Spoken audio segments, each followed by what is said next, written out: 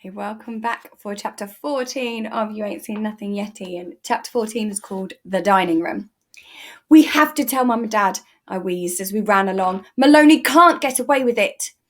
"Ignore her," Zingri huffed as we left the leprechaun's laughter behind us. "She's only trying to bone jangle you. Don't let her ruin your dinner." Now, I should probably explain a few things before we carry on. I know you'll be imagining the Trogmany feast in our dining room, even though I haven't started describing it. Admit it, you are, aren't you? I knew it. You've already heard how big the Nothing See Here Hotel is and how greedy our guests are. So you'll be picturing a ginormous room filled to the rafters with fancy food tables and chairs and buffet carts and chocolate fountains ready for hordes of starvacious guests, right? Wrong. If you and your family checked in for the Trogmany and headed straight off to join the feast, you'll be shocked when you walk through the dining room doors and found yourself looking at just one single table and only one chair. The table would be piled high with Nancy's tummy-tinkling food, and even though she's cooked loads, it wouldn't look nearly enough for over 100 gorsome guests.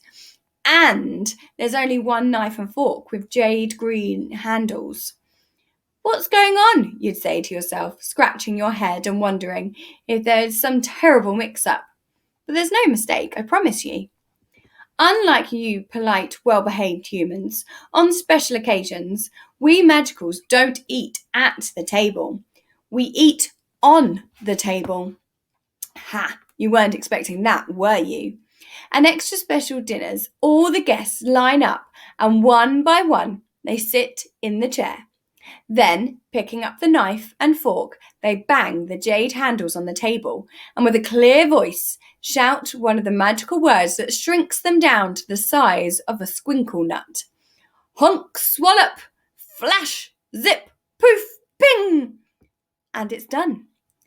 In no time at all, every single guest is teeny tiny and clambering over the feast, burrowing their way into towering crustacane cakes drizzled with toad tears, or chomping into minkle meatballs that are 3 times the size of their head.